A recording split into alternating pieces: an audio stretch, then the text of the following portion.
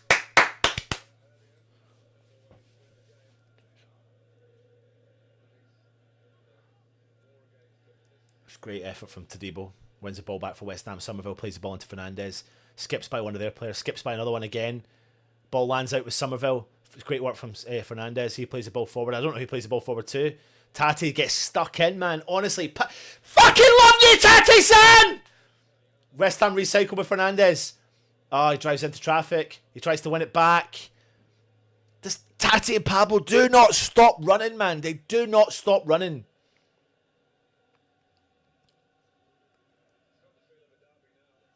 Come on, you Irons! Come on, you Irons! Irons! Irons!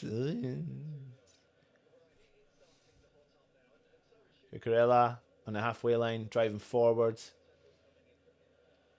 Chelsea just hold on to the halfway line. Come on, West Ham. Come on, you Irons. Come on, you Irons. Irons, Irons. Dave does enough, as does Somerville. It's brilliant from Somerville. It's so good from Somerville. Go on, Somerville. Does a few oversteps. Skips by a few players. Drives in field. Still got it. Ref blows up the whistle. Go Somerville, son! Come on. It's brilliant. It's such good play again from Somerville. Step overs. Skips by Enzo. Skips by Pedro. Pedro knocks him down. West Ham free kick. Irons. Irons.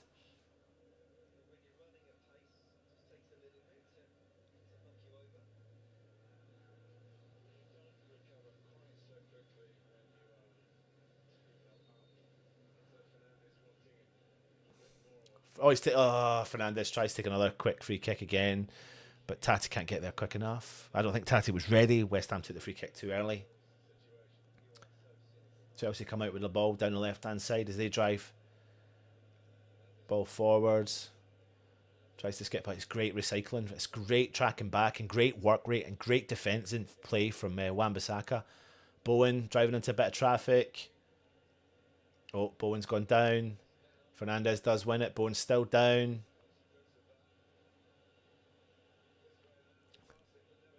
Bowen's going to get back up. Chelsea still have the ball. Bowen is still down. Cucurella. Oh, it's good from Wan-Bissaka again. Souček comes in. Second one from Neto. Plays the ball back in. Tries to clear, but Chelsea do recycle. And Tati's dropped in to win the ball back. And he wins West Ham a foul, man. I fucking loved you, Tati, son. It's just, honestly, I just...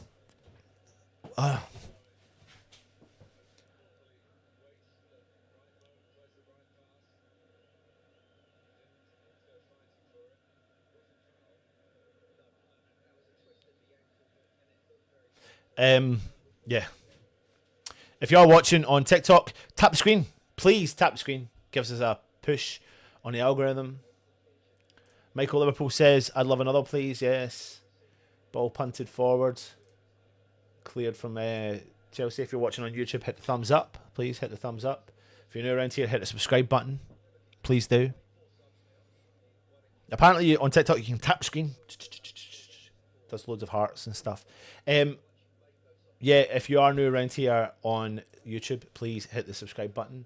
See if you want to comment as well. Like, we're a nice place. We're friendly. Come on in and have a chat. Come and have a go if you think you're hard enough. Oi, oi, oi, oi. 55 minutes gone. Chelsea 0, West Ham 2. Ball forward from Chelsea. Good from Todibo. Oh, it's unlucky. Bowen does win it back. It's brilliant from him. But then he loses it. Enzo wins back for Chelsea. Ball speed over left-hand side. Cucurella.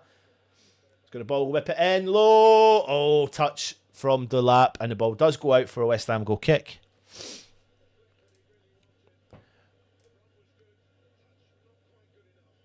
I have started the clock, have I not? The clock is going. Please tell me you can see the clock going. Alan is asking me if I've started the clock. Can you please confirm or deny that the clock has started on my stream? Please.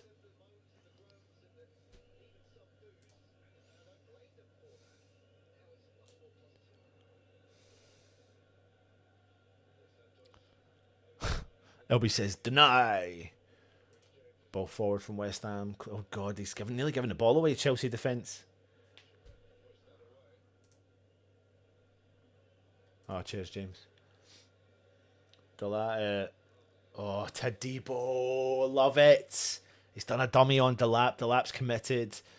And he's just left the ball go. Fernandes has played the ball forward for Tati to chase. He's just dummied it, let the ball go, and then came back and collected it for West Ham.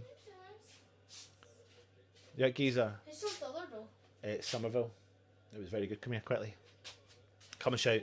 Irons! Iron! Irons! Irons! Irons! Come on, you Irons. Good lad.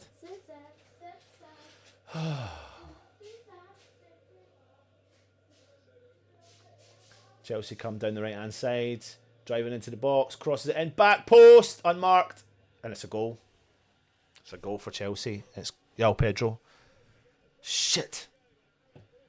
It's just, do you know what? It's just a lapse of concentration there. It's just a lapse of concentration, and that's what's allowed them to get into that.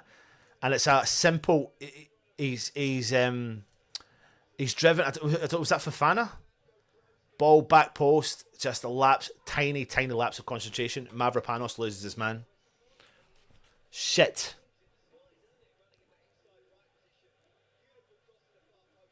Defensively, that's rotten from West Ham. That is rotten.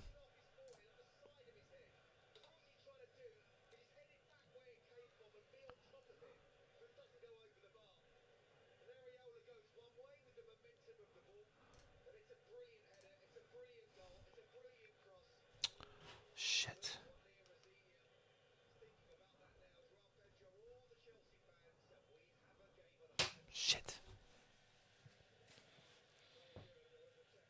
They're just going to drive us now. No, still no clean sheet for West Ham. I think defensively, to be honest with you, all the defenders and Areola did make an error there, to be honest. 𝗪𝗲𝗀𝗧 lost his man at the back post. I think he thought, if you watch him again, he's like, as if he's like kind of going, what's on you, Wan-Bissaka? Or there's no communication.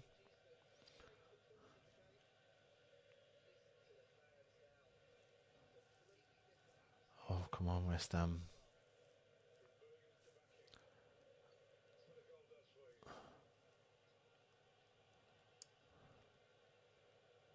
You just don't want them to build on that momentum at all.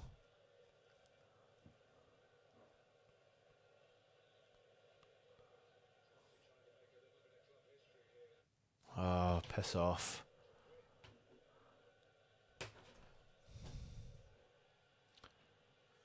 There's no way. They're diving now, calling for everything. But West Ham just, we can't really get a hold of that ball. Just stand up to that. Well done, West Ham. Well done to Debo.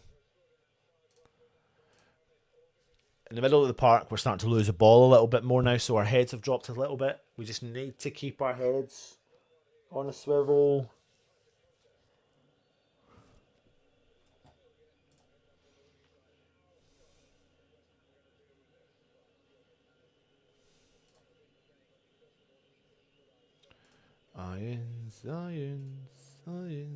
Irons. Ball punted clear from West Ham upfield for Bowen. No one's there. Cleared from Chelsea. They're just getting to first and second balls just now. 𝗪𝗲𝗀𝗧 goes early. It's a good ball from him into the path of 𝗪𝗲𝗀𝗃. He drives into the West Ham box. Cleared from Fernandes. Straight to Chelsea. 𝗪𝗲𝗀𝗀𝗃 cleared from Wan-Bissaka. Just the game's flipped on its head a little bit here now.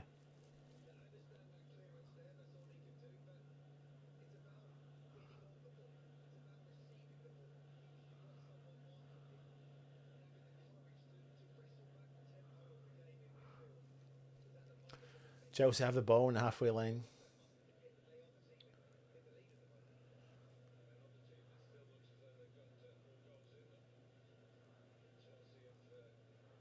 Ball through for Chelsea.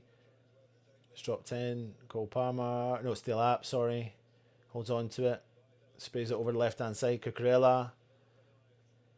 Neto. Cleared from Wan-Bissaka.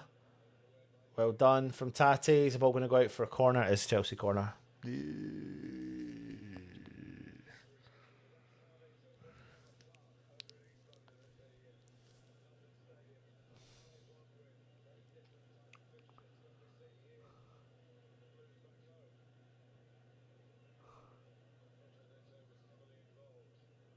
Ball whipped in. Punched clear from Areola. Cleared from Todibo. Cucurella wins the header. Wan-Bissaka brings the ball down. He punts the ball clear for West Ham. Somerville touches the ball forward for Pablo to chase. Ball goes all the way back to Sanchez. Pablo presses. Ball forward. Tati's chasing it down. Heavy ball from the Chelsea player, but they kept it in. Drive over the West Ham halfway line. Neto into Parma. Skips by Fernandes. Holds on to it. Fernandes does enough, but Neto still got it, and the referee blows the whistle. Chelsea are raging at not allowing play on. They've taken an early free kick. Crosses it in. Cleared from Todibo. And Tati's there. He recycles for West Ham. Holds on to it. Plays it back for Wan-Bissaka. A bit heavy for him, but he does get to it. He holds on to it. Puts himself under a bit of pressure. Clears upfield.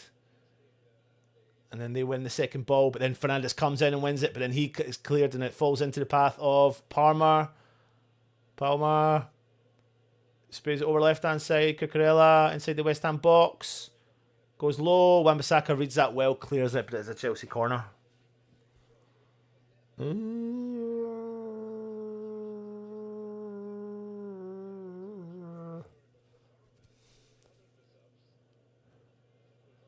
Neto.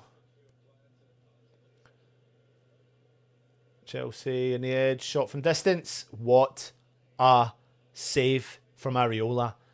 The Chelsea's players hit that from about 30 yards out, and Areola has fingertip saved it. It was going top corner. Ball whipped in again from Chelsea. Cleared from Fernandes. If you're just joining us, it's Chelsea 1, West Ham 2 in the 63rd minute. Ball down the left-hand side, crossed in low. Cleared from Konstantinos Mavropanos out for a Chelsea throw-in. We just need to keep this pressure away from us. Keep this pressure away. I don't know, is West Ham about to make a sub? I think I'm seeing a sub.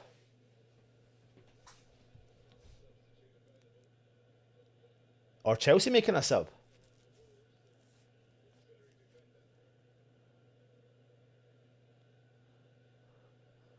Forward Chelsea in the box, crosses it in, cleared from Wan-Bissaka, Diouf, big clearance from him upfield. Adama Traore is coming on. Adama Traore.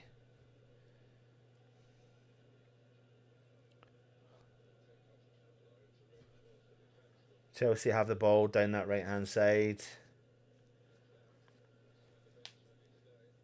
Back with Cole Palmer. Ball whipped in, left foot. One from Mavropanos. Bowen tries to get stuck in, but Chelsea get the second ball. We're just soaking up this pressure right now. Palmer. Oh, Diouf's done well. He clears it. 𝗪𝗲𝗄𝗧 drops in, wins it back. Diouf punts the ball clear. Sanchez drops in, collects it for Chelsea. Fofana plays the ball forward. Caicedo. Ball back with the Chelsea defence. Cucurella just comes over the halfway line for Chelsea. Well done from 𝗪𝗁𝗀𝗁𝗃. Ball goes out for a throw-in.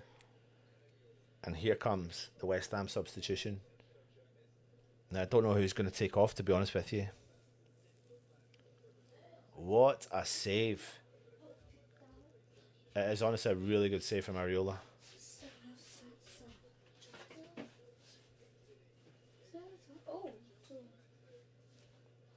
Oh.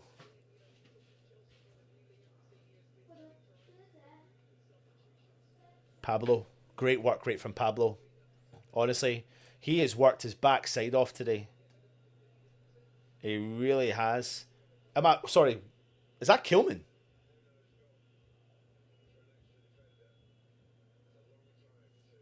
Fucking hell. I don't know what to make of this, to be honest with you. But he's just put on Kilman.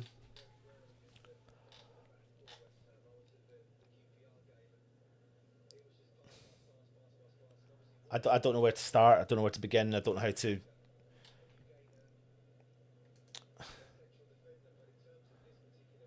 𝗪𝗲𝗄𝗧.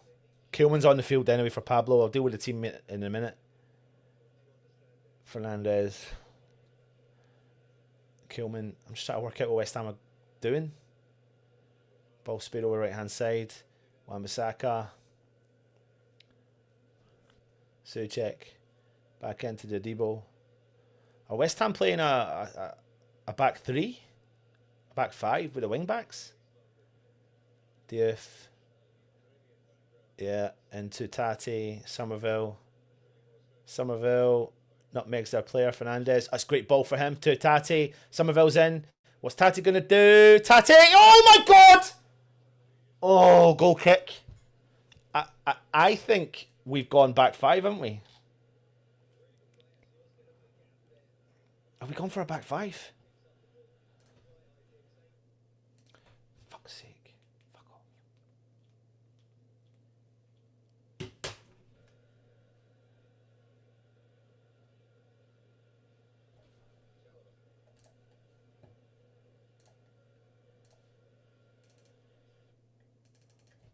Fuck's sake.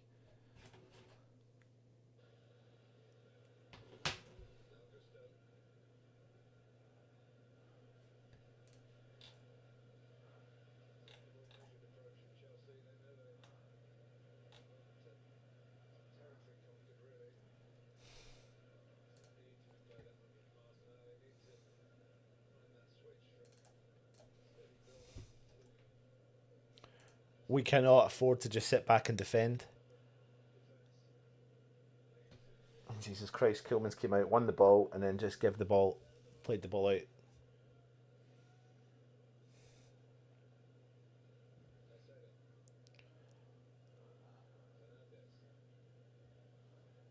We just cannot invite constant amount of pressure. Casino.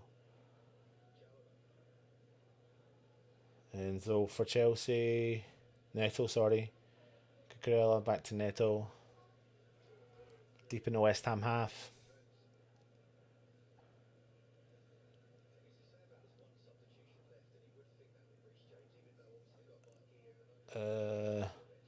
Neto down the left hand side. Crosses it in, back post. Oh my god. They've just scored. They've just fucking scored.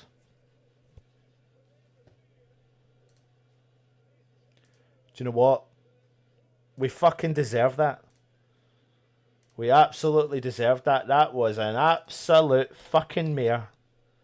We absolutely deserved that. Because we just folded. That is a terrible, terrible, terrible.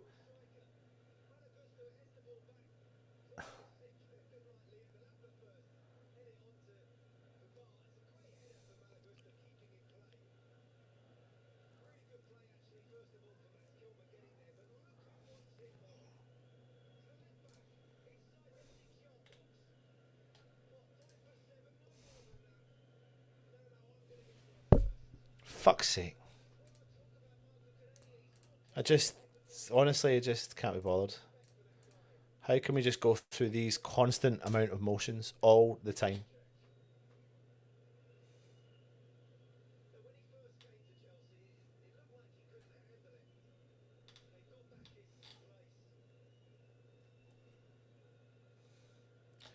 VAR's checking for a foul.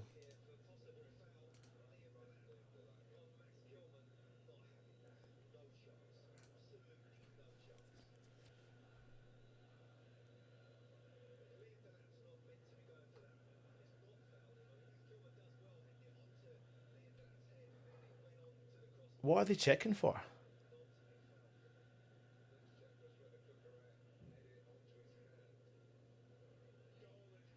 Goals given.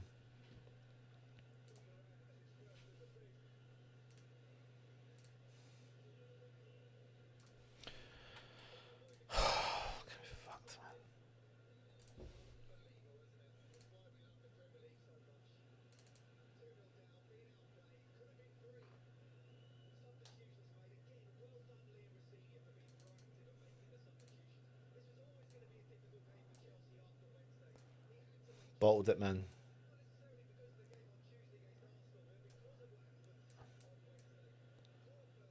Honestly, West Ham have completely bottled this, and now we're just sitting back and defending left, right, and centre. Fuck's sake. Corner Chelsea. The momentum is totally on them, big style. It's another corner.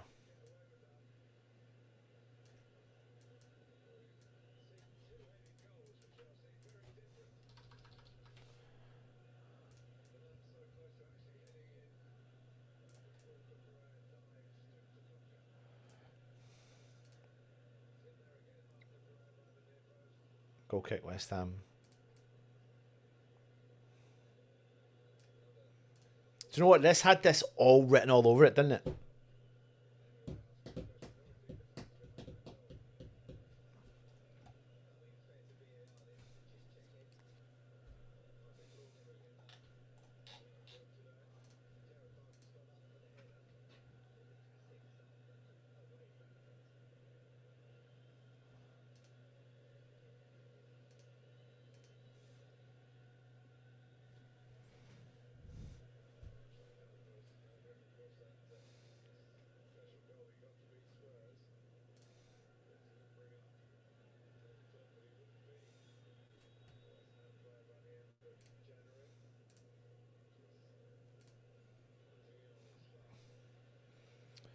Honestly, what a game of two halves, by the way. A game of fucking two halves.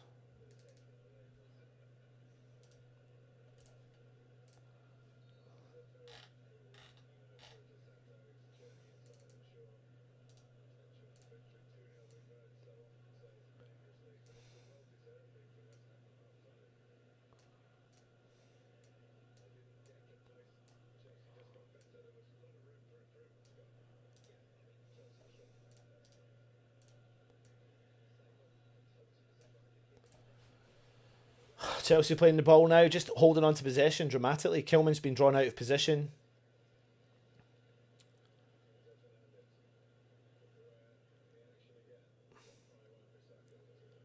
Cleared from Fernandes.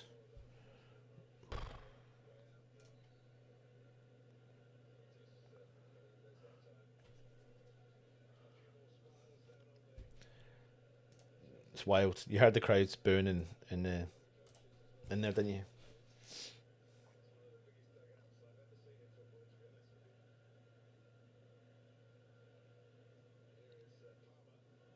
Palmer travels about 60 yards sideways though and holds on to it, and then we just try and get rid of it, but we can't even hold on to it. Shit, cleared, panic stations, 𝗪𝗲𝗄. 15 minutes to go and it feels like we're just holding on.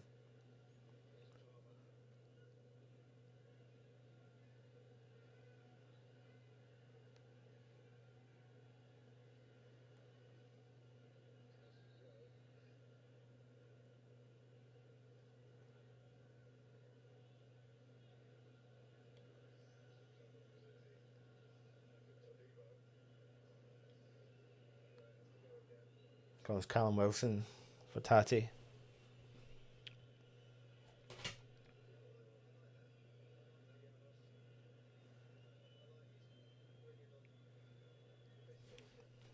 This is where the substitution just doesn't make sense, bringing on 𝗪𝗲𝗄 with that length to go. It's a fucking massive boo-boo from Nuno.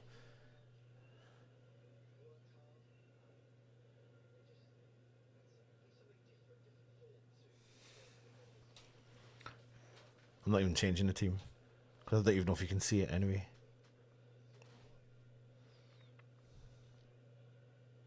Wilson's on for West Ham. At least that offers something fucking different.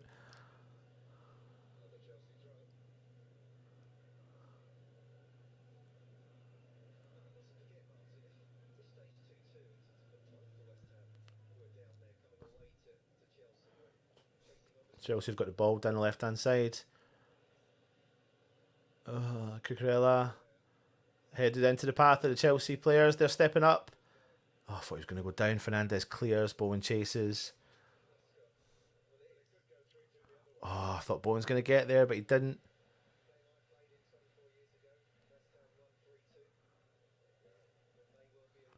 Why did he bring 𝗪𝗲𝗄 on? I have no idea. Your question is as good as mine.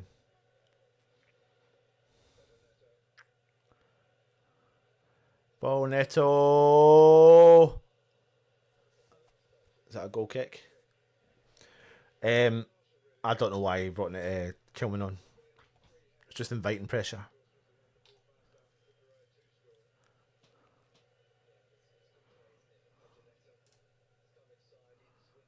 You can actually, I think you can do that from a throw-in.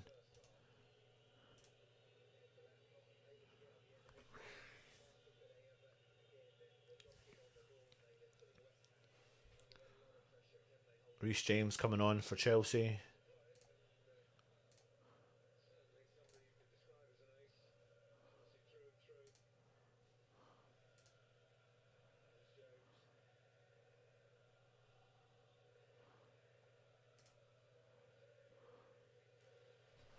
𝗪𝗧𝗪𝗘 comes out for Chelsea down the right hand side.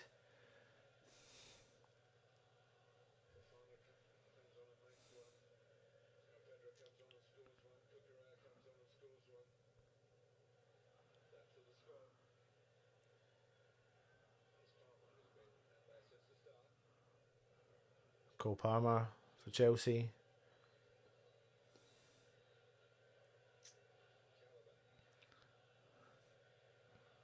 Ball out on the left-hand side for Neto. Ball whips in. 𝗪𝗏𝗪𝗧𝗧𝗪𝗏𝗧𝗪𝗏 𝗪𝗲𝗴𝗪 collects. Feels like we're getting beat, man. Don't know why. 𝗪𝗏𝗪𝗧𝗧𝗪𝗏 Traore's going to come on.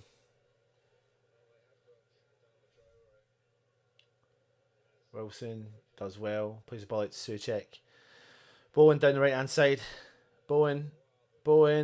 Right foot. Crosses it in low. Sanchez collects. It's probably the first thing West Ham have done for about 20 minutes. Chelsea come again. It's got ahead of Diouf. Oh, he skipped by. Shit. 𝗪𝗏𝗪𝗧𝗧𝗪𝗏. What's he going to do? He plays the ball into Cole Palmer. Out on the right. Into his left foot. Ball through. On the edge. Enzo out to Cucurella. Oh, block from Wan-Bissaka. It's back with Cucurella again on the corner flag. Pedro. Chalava. Pedro on the edge at 18. Ball whipped in. 𝗪𝗲𝗪𝗧𝗧𝗪𝗏 comes and collects.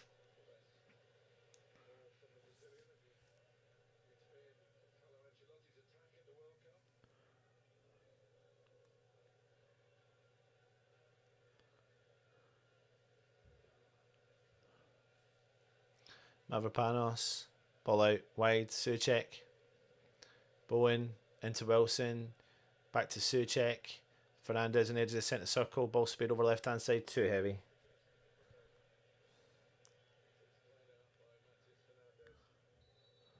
Reece James coming on for Chelsea.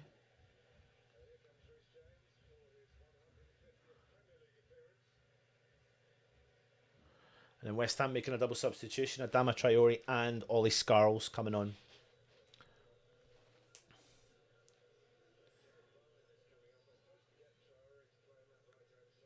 Jared Bowen's coming off. Kind of don't understand that, but Diouf is off as well. But Scarles. Bowen is off.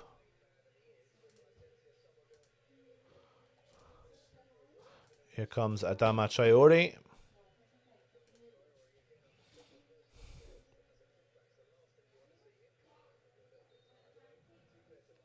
Don't know why they...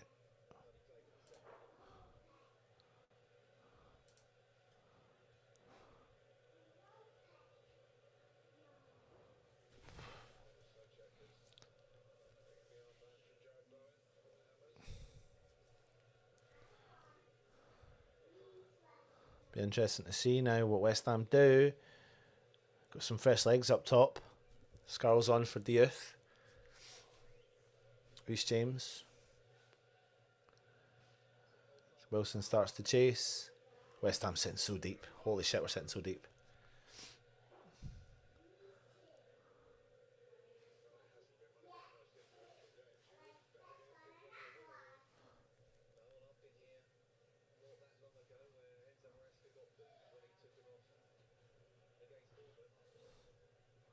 Ball spade over far side. Came in early. 𝗪𝗲𝗪𝗧𝗧𝗪𝗏 collects. Please, West Ham. Please do something.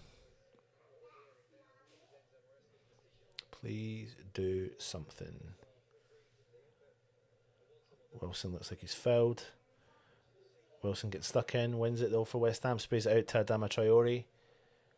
Gets his first touch for West Ham. A few step overs.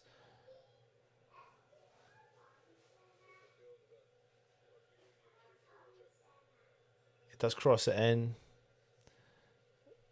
He does look quite awkward on the ball, doesn't he? Fernandez to Debo. Wan-Bissaka back to Fernandez. Konstantinos Mavropanos. 𝗪𝗏𝗪𝗧𝗧𝗪𝗏.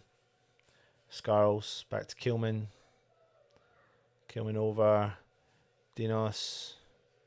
Dinos goes big up over the top for Traore and Wan-Bissaka. I think Wan-Bissaka's chested it into Traore and the ball's gone out. Traore is like a proper muscle man, isn't he?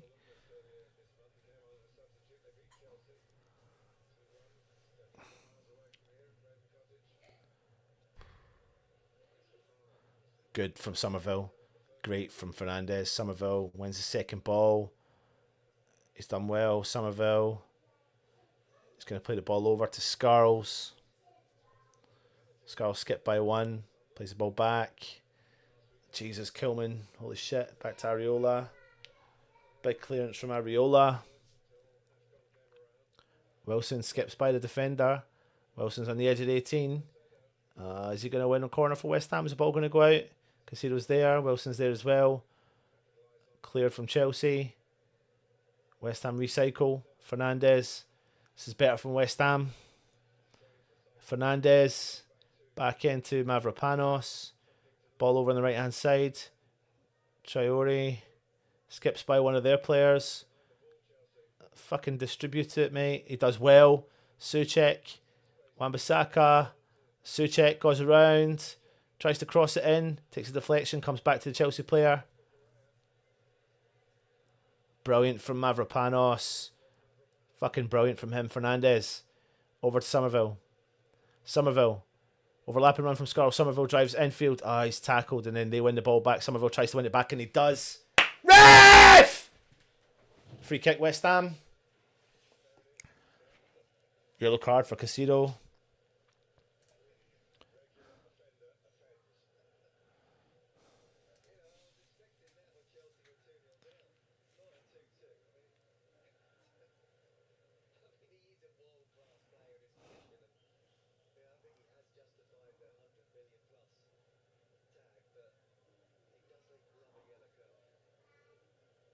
Free kick West Ham.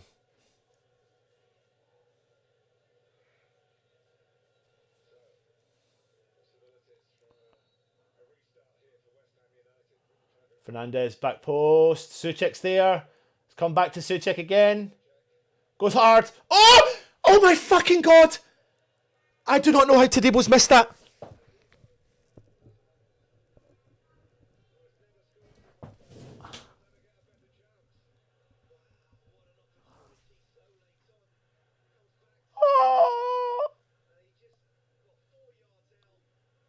I do not know how Tadebo is not... He's done anything but put that in the fucking net. He has done anything but put that in the net. Oh my god.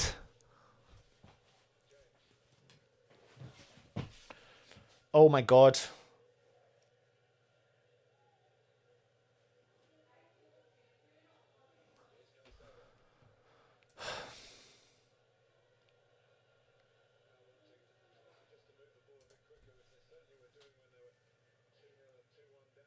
Chelsea. Neto. Reece James. Yes, Freddie. Heavy ball for Chelsea. Ball goes out. West Ham goal kick.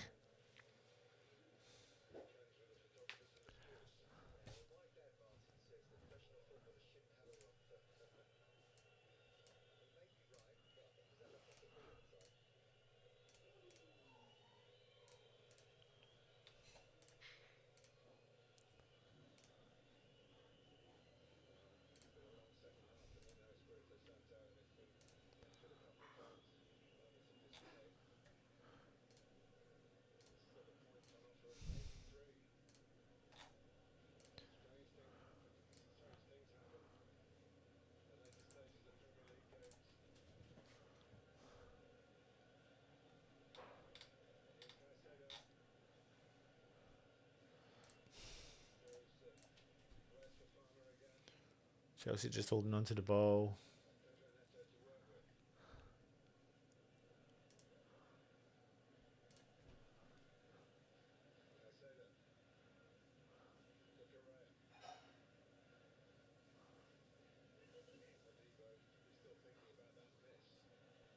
Chelsea. Great win back from Wan-Bissaka.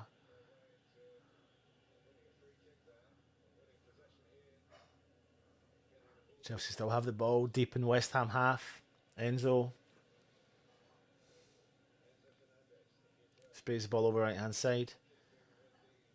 Good from Ollie Scarls. Fofana. Shabalala. Neto sprays the ball over on wide right. Reece James. Scarls is there with him. Crosses it in. Jesus Christ. It's been kept in though from Casido to the other side. Cucurella, Casino, Shabala, ball speed over right hand side, Reece James. Ball whipped in, back post. Areola comes out, punches clear. Throw in to Chelsea.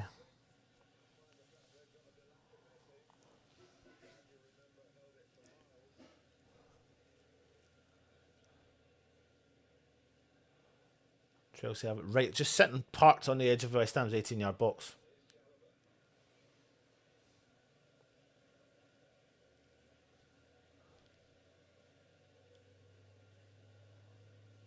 Ball whipped in, back post.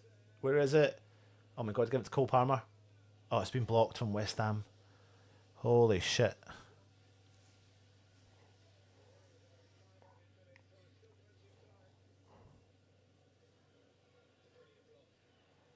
Block from 𝗪𝗲𝗀𝗋. Here comes Chelsea.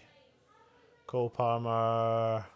Ball punted back in for Chelsea. Back in with Enzo. Ball whipped in. Back post. Cleared from, I don't know where that's gone. Cleared from Scarles. Somerville. Back into Chelsea. Cleared from 𝗪𝗲𝗀𝗋. Fernandez. Souček. Deep in the West Ham half. They win the ball back. Chelsea do though. But then West Ham try and get their ball back. But then Chelsea have got it with 𝗪𝗏. But then Souček and Todibo. Jesus Christ, I thought he was going to give away something there. 5 minutes of added time.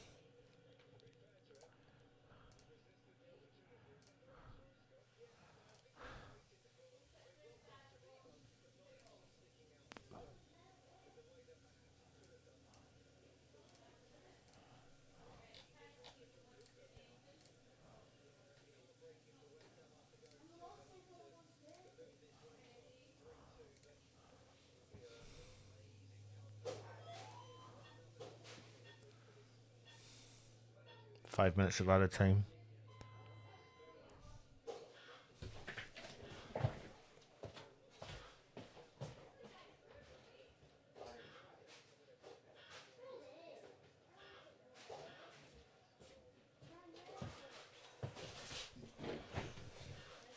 Ball forward from Chelsea.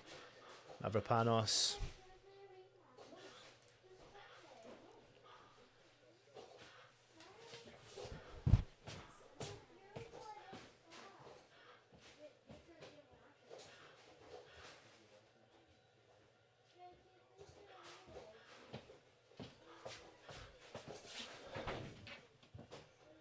Oh my fucking god.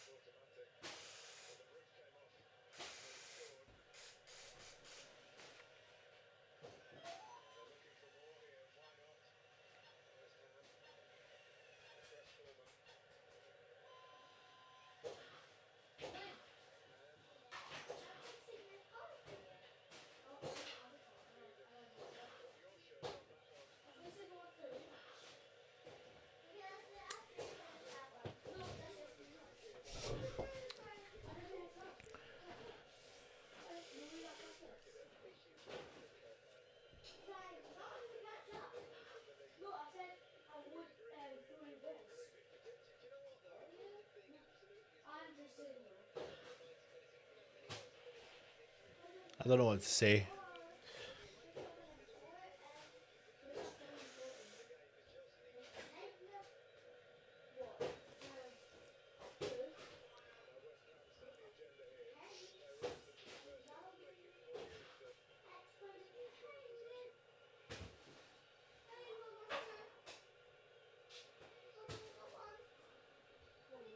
Uh-oh. Uh-oh. Sanchez. Oh, my God. It's all kicked off in the game.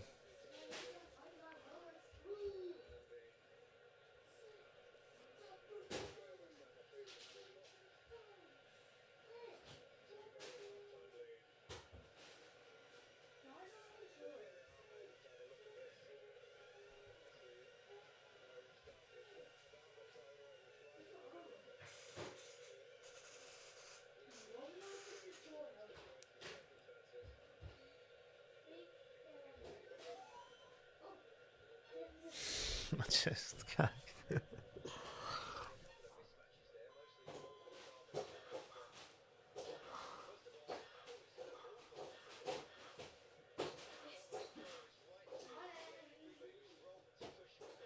Oh my God.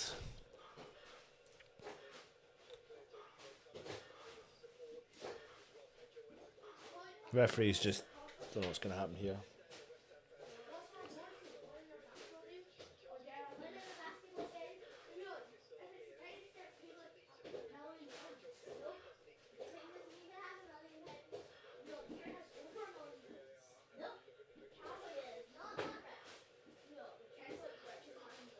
I don't know, I think someone's going to get sent off.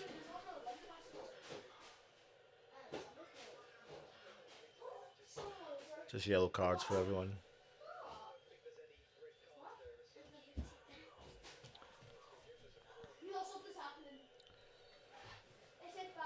Oh, I don't know what's happening here with the referee. He's listening to people in the VAR.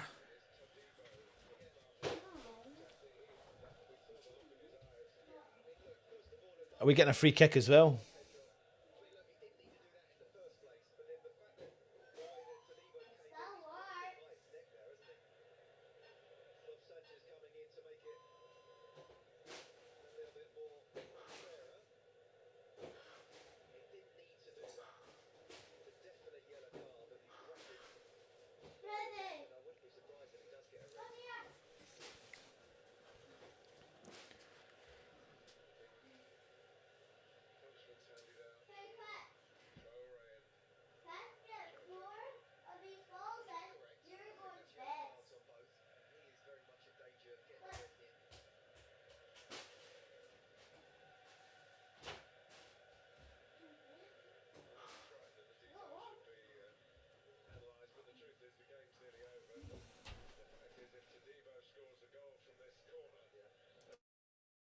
West Ham have got a corner.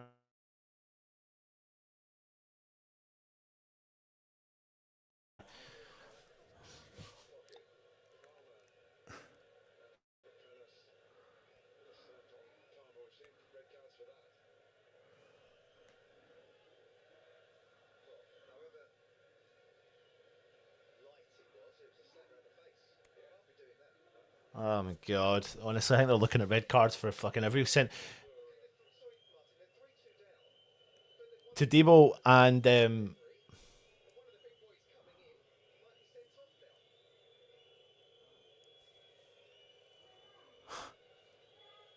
honestly, they might send off Todibo and they might send off Mavropanos, and we might be in a situation where we have no centre backs.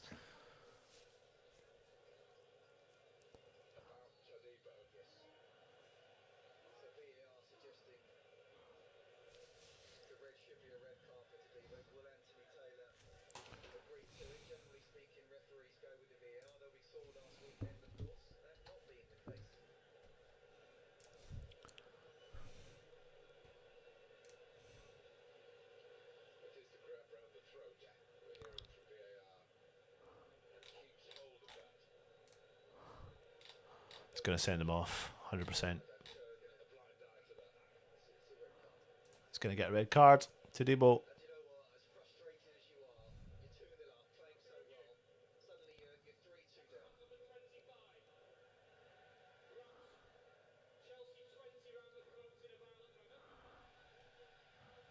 Red card to Debo. 3-match ban.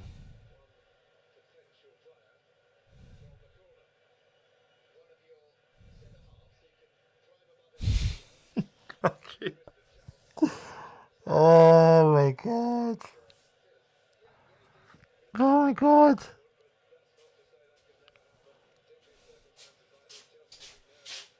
Oh my god, Tadebo's been sent off, Freddie.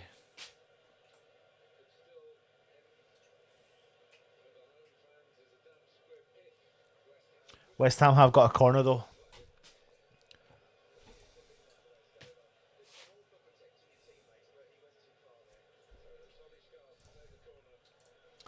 Please, West Ham. They do. And that's the end of the game. If you're watching on Matchday Live, come across, join us on the review. Thanks for watching. Sorry for the end there.